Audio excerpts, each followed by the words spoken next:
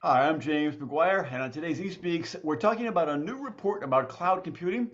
We'll look at what it says about the state of the cloud market, and we'll also discuss steps for implementing an effective cloud strategy. To discuss that, I'm joined by a major industry expert. With me is Cenk Ozdemir, cloud and digital lead at PwC. Cenk, very good to have you with us today. Happy Friday to you. James, thanks for the invitation. Happy to be here. So I think the report sounds fascinating. A lot of background about how clients are really feeling about the cloud. I want to go through some of the steps about how to lay out a cloud deployment. But first, let's talk about the report itself. Let's say one or two data points from the report. First of all, what was the report, and what's say one or two really important data points in your view from the report? So, James, very periodically we survey our clients and executives in different industries to find out how they feel about a certain topic. Given the last few years, the major movement to the cloud, right? We wanted to go back to about over 1,000 executives in 6 different industries Mhm. and ask them multiple questions around where are they in the cloud journey? Have they moved to the cloud, and are they getting value out of the cloud? Mhm. So, that was our intention, to do a pulse check. And there were a few things that came out of the cloud that was very interesting. First, out of the executives, 78% said in some form or fashion they have moved to the cloud. Mhm. Okay. However, half of that has moved to the cloud expressed their current state as they're not getting the promised, realized, or expected value out of the cloud. Okay. So that was Quick interruption, if I may, Cenk. The surprising thing, I'm not surprised at 70. It's a really high figure, 78%. But I'm kind of wondering what's up with that additional 22%? Fully 1 in 5 have not moved to the cloud as of 2023 or 2022. Is that not a little surprising? Well, it's a journey, right? There's 20 plus industries out there, depending on how you qualify them. There's Gotcha. different size companies. I think the number actually is pretty good. Okay, The, yeah, yeah. the issue is when you look at the point in time, we look at this thing as the beginning of what we call Cloud 2.0. Okay. Mm-hmm. This not realizing value out of the cloud is very topical. Mm, And the reason for that is, and we have a hypothesis as PwC about this, right?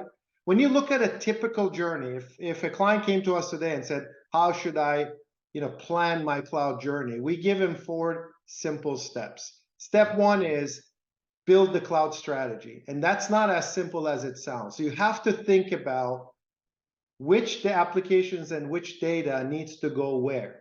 mm-hmm, What mm-hmm. is the business case? What's the technical case? What's the future architecture? Because certain things should stay on premise, certain things should go to public, private, and maybe edge. And in some cases, maybe a combination of all of those different architectures. So getting that strategy in, aligned with the business strategy, is critical. Second step is, once you have that strategy, you start the migration. You move your applications and data to the cloud. Great. Mm-hmm. Mm-hmm. And the third one is very interesting again, which is, now that you moved your applications data to the cloud, what do you need to do with them? Do you just run them business as usual? Because technically, cloud can run different operating systems. You can run anything in a container, right? Mm-hmm. Mm-hmm. Technically. So modernization is extremely important, because all hyperscalers, or CSPs, depending on how you call them, have significant amount of microservices that they provide to you as a customer on their platform. Now, those microservices, James, is something that most people think of them as technical. We think of them as packaged innovation. Okay, I have a legacy system. How do I modernize it? Well, I can add IoT to it. Well, how am I going to do that? I take that thing running in a container, tie them into that microservice. So we call that step 3, which is modernizing what you have. And even data, there's significant amount of data science, AI, analytics tools. Right. By connecting them to these microservices, packaged innovation, you are instantly adding capability to existing applications and data. One question, if I may, about the Yeah. microservices, which I find interesting. Obviously, it's microservices is a big step forward in that it's a modular state of architecture as opposed to one monolithic application. We know that, so it's a lot of advantages. Seems like some of those modular parts get distributed around across the infrastructure, and that itself causes headaches. Am I correct in thinking that? Well, that's absolutely right, and let me get to that in 1 second, because you're Please. talking Okay. Yeah. about the future architecture and Right. what's next in cloud. So step one, strategy. Step two, migration. Step three, modernization, and step four is cloud native development. Okay. Sometimes you can do modernization of some apps and rewrite the new ones. So those last two steps, modernization and cloud native development, are extremely important in this context of value. Why is that? Mm-hmm. Many of the industries have 20, 30-year-old applications that are critical to their front office and middle office, maybe back office. Mm-hmm. When you want to rewrite one of those applications, it's not going to be, you're not going to go just from COBOL to Java like a simple technical. You're going to sit back and think about how you can reinvent yourself by using cloud native technologies. So the value of the cloud, this 50% of our clients that moved out, or our companies that moved out, what we try to do is we try to use this beyond migration concept as a business model reinvention. And that's where, what the other thing we found out in this report that was very interesting is that 10% of the executive we surveyed look like they not only moved to the cloud, but they completely embraced cloud as a Cloud native, tool you to mean reinvent. 10% are cloud native? 10% are, and then we looked at those companies and we said these have very different characteristics, which there was 4 characteristics. They had a holistic commitment to cloud, almost like a cloud first approach. 2, cloud became a C-suite issue. And therefore, we see that C-suite is collaborating like never before. In fact, this is the CIO coming back as a value creator versus running of the infrastructure. 3, we saw that they have a formal data analytics and AI strategies to leverage not only the data asset that they have, but also use new technologies like functional AI, generative AI, or all these different things. And then the last one is we saw that they're really focused on trust and controls in the new architecture of cloud. So those, we saw that the cloud power companies are not only getting value, but also reinventing themselves as a much higher speed, which is, you will see that on our survey. Interesting about the keeping trust at the core with the emerging tech adoption, that particular point. Is that about governance in your sense? So James, there's this normal governance of process architectures and technical architectures, right? You absolutely, in this day and age, you have to have a very strong DevSecOps mentality, making sure that everything either within or outside the firewall are secure. What we're talking about is moving to the cloud. Okay, it's not just infrastructure, but our hypothesis is that many companies out there will sit on multiple clouds. Right. Okay. You may have a major CSP you work with. You may have a secondary one you work with. Your ERP could sit on one other cloud. Your SaaS is already sitting on their own clouds. So the thing that we advise our clients on is that the first movement to the cloud, again, to become cloud powered, you have to assume that the complexity is going to increase. Definitely. Oh, exponentially, okay. Right.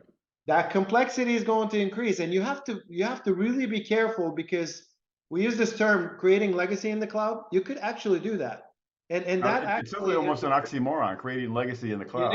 It is, right? So what we're talking about here is moving to the cloud initially. If you have that strategy in place up front, if you thought about that complexity, like what is it?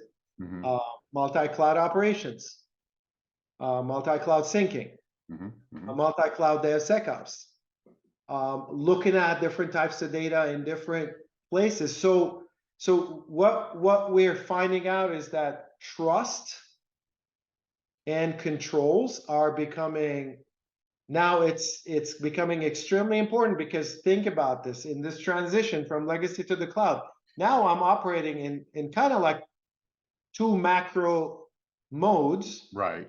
And at the same time, I not only have to secure and make sure that controls are in place between those 2 environments, but just the cloud environment itself is new, so it requires more attention. So that's especially with our brand and trust, we're paying significant attention to that and making sure that our clients don't end up with the level of complexity that they did not plan for. So I fully understand the idea of trust there. That is it the management team and the techs and the admins trusting the platform? Is that the way the trust is going there? How does the word trust used there? No, it's the definition of trust in a couple of ways. First, you need to make sure that the governance models you set up for your business in terms of controls, compliance, segregation of duties, all that stuff. And I also layer in cyber on top of it. Hmm. It becomes a different layer of, making sure that, like, it's a simple concept, right? I want to make sure that my data is secure along the supply chain of data from one place to the other, but I also make sure that that data is accurate. So trust is not just a cyber concept, but it's also, I trust that my data is accurate. It traveled from point A to point B, and I fully understand what came out in the back end. Mm-hmm. So, but there is a whole different setup, James, around data, and we can talk more about it, especially in this new renewed world of AI, right? Right, and I definitely want to get to the AI piece. I want to ask a quick question about the idea of repatriation. If you heard much about that, I think it's a very unusual idea. Some companies are actually moving their workloads partially back to home base, back to the good old-fashioned data center. I never would have thought, say in 2012 or 2014, we'd be moving things back to the data center. I thought the data center might be gone by now. Do you hear much about this repatriation idea, and what is your sense of it?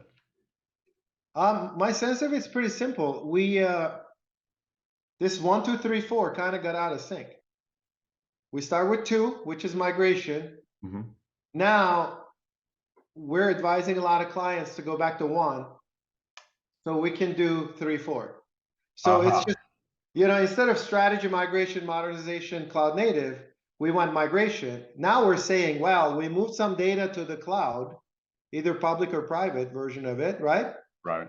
Well, you know what? For latency reasons, this, that, and the other, we should have kept it on premise. So I think that, I don't think we're getting into new revelations or technologies that require the repatriation. But I think that it's a combination of probably 60, 70% of that initial planning is now happening, right?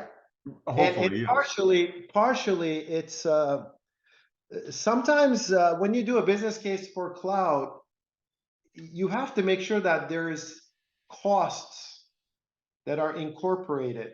Let me Hmm. give you some examples. People talk about, I don't think there's hidden costs of the cloud. It's actually, the cloud pricing is democratized. You can go to some of the CSP's websites and see how much it costs. Hmm. What I think is that there was an underestimation of skills Skills needed, you mean? skills needed Right. to support the new architecture and new Hmm. capabilities. Hmm. There is underestimation of this whole thing about trust and controls I mentioned. So James, I think that the data center, repatriation is, to me, is a part of the replanning or the original planning effort. That's bringing stuff back, Hmm. mostly because of that strategic, where should they sit, data and applications, Hmm. but also maybe partially people realize that maybe I can do certain things cheaper. Right. Right. Um, and I think it's just a transitional state. If you're doing your planning, this should be already on your roadmap. All right. So I interrupted you. You were about to get to the data and AI piece. I think it's really fascinating. So what is your worldview these days in terms of what's going on with data and AI in the cloud? That's an extremely rapid evolution going on there. What do you say? Well, I mean, it's kind of fun to see this, the generative AI announcements. I think Right.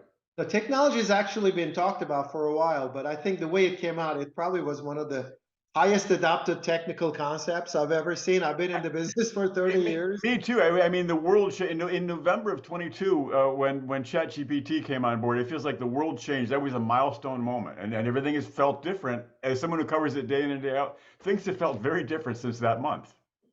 Yeah, I mean, look, here's our view on it. First of all, when you really do AI work, study AI work, which one thing you're going to understand is that we all think of AI as a output, which is all coding and all algorithms. majority of the work, again, percentage-wise, right? Majority of the AI work is data, data cleansing, data harmonization, data tagging, data categorization, and machine teaching. We talk about learning, but the actual activity is you're teaching the algorithms.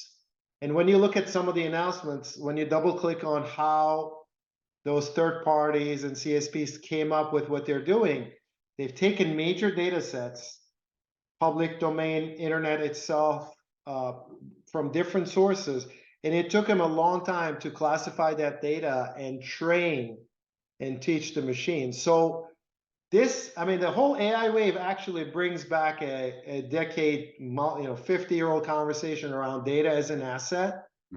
So what we think is that, clearly AI is a new discipline for a lot of our clients. The good news is a lot of the third parties and hyperscalers have thousands of very smart, data scientists and engineers that are created those capabilities. Okay. So again, without getting into specific companies, but I think the future of AI in the enterprise, okay, and you and I as consumers will go figure out certain things, we'll chat and search, but when you look at the enterprise application of the generative AI / functional AI, because don't forget that the functional AI is happening today. When you look at like demand sensing in supply chain, it's happening today. Digital twinning, taking a physical factory and creating a computer version of that factory so I can simulate. Those are all happening today. But the next version of it seems to be that, especially with generative AI, will I be able to take my own internal inside the firewall data, whatever it is, customer data, supply chain, and then can I teach the machine, and then can I take public data and then teach the machine and combine the two together? Can I create a generative AI on my supply chain where if there's an earthquake in certain parts of the world and hurricanes on the other part, can I reconfigure my supply chain through that artificial intelligence?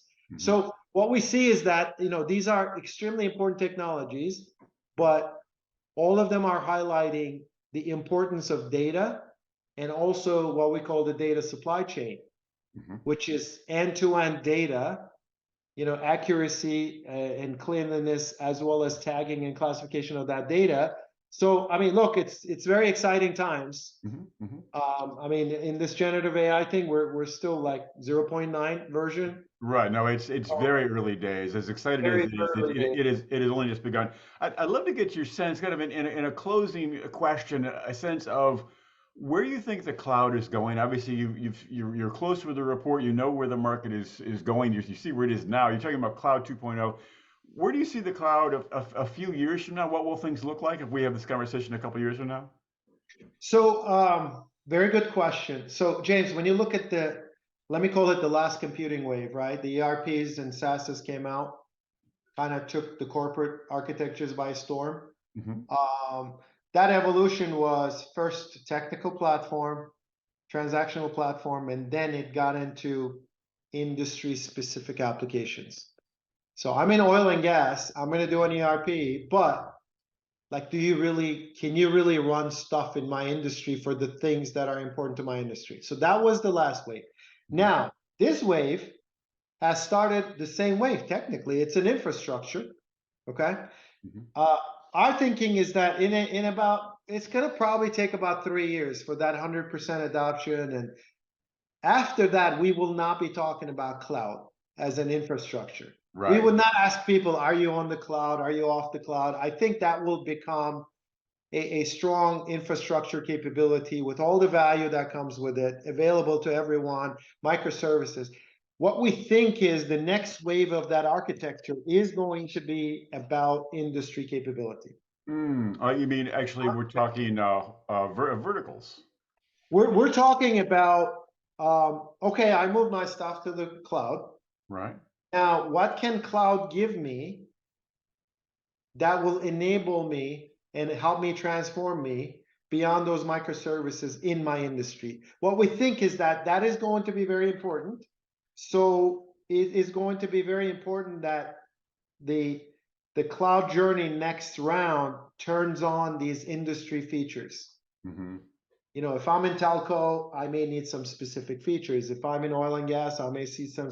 So, in fact, PwC, we're investing in what we call industry clouds. We're trying to build components in advance. I think that is going to be the next phase. And frankly, when you look at CSPs, right? I mean, they're very much driven by consumption. Right. So by turning on these industry capabilities, creating some inventions that everybody can use, maybe creating pools of data that could be shared between different companies in the same industry on one cloud, we think that after that modernization and cloud native wave, in parallel to that, that industry is going to unleash another level of value. Mm. So that is most likely where everybody's focus is going to turn into, and today you will see that everybody's moving in that direction. Mm. Cenk, that's fascinating. It's going to be a really interesting sector to follow in the years ahead. I very much appreciate you sharing your expertise today. Please come back and talk with us again sometime. Absolutely, James. Appreciate the time, and have a great Friday.